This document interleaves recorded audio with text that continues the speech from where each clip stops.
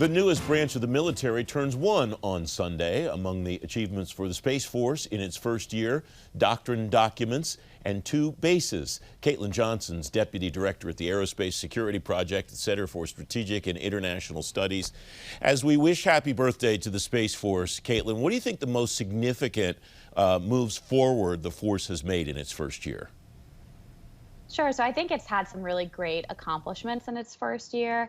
The structural plan and Chief of Space Operations guidance has been particularly useful, I think, for understanding where the force wants to go moving forward. It has new members. As you mentioned, it has new bases. Its headquarters are in the Pentagon. It's had several launches. Doctrine, I mean, it's had a pretty successful year for its first year getting off the ground, but still some people are saying it's not moving fast enough.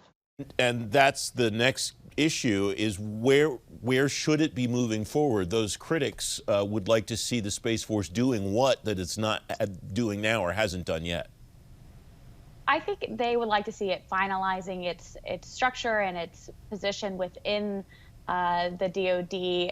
I think one really important thing that it tried to get to this year and didn't quite have a success was its acquisition plan. The Space Force submitted an acquisition plan back in May to Congress, which was required by Congress in last year's NDAA. And after, I think, some negative feedback from Congress, they recalled the acquisition plan and have been working on it since. So something that I'm waiting for and looking for is how they plan to address these major acquisition problems that have plagued space systems for a long time and is one of the reasons the Space Force was really founded. What was the shortcoming in the plan that Space Force submitted to Congress, and what's your sense of what they're trying to rework about that plan, Kaitlyn? Sure. So a lot of the acquisition changes they were requesting to make, they could do on their own, but some of them did require support or change in law from Congress. And my sense is that they were maybe asking a little bit too much for a little bit too much freedom from congressional oversight, from other oversight within DoD, and they needed to get that balance right. In issues like that document and some of the other documents that you mentioned, what is your view on how much Space Force is growing these things organically on its own, and how much is Space Force using, repurposing similar documents or similar policies from the other branches?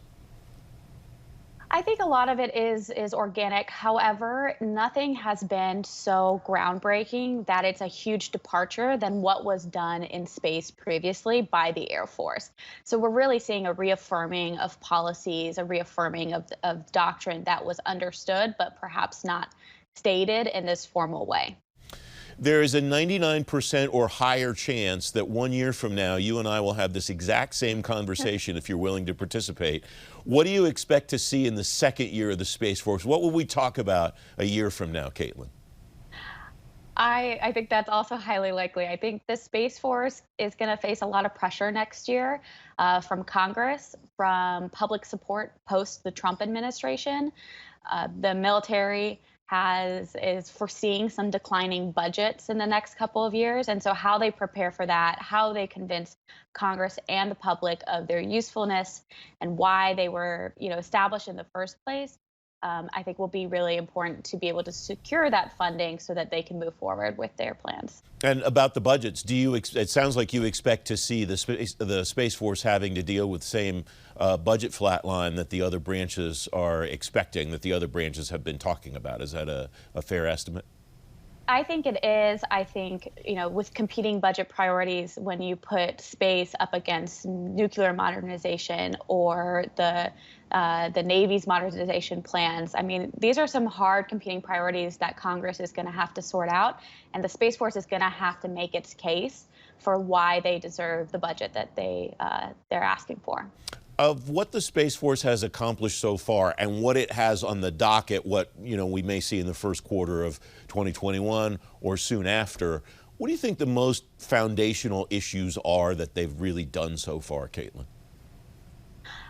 Foundationally, I think just the organization and reestablishment of space forces. has been really important.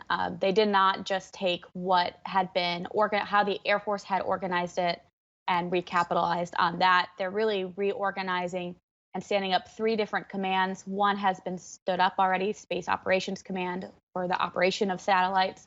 The next 2 that they're looking at starting up in early 2021 are Space Systems Command, which will focus on acquisition, Space Readiness, and Training Command, which will focus on the people. And I think that's the next big step to getting the Space Force organized. We have about a minute left. We've noted on this program over the last several months as personnel has started to transition into the Space Force.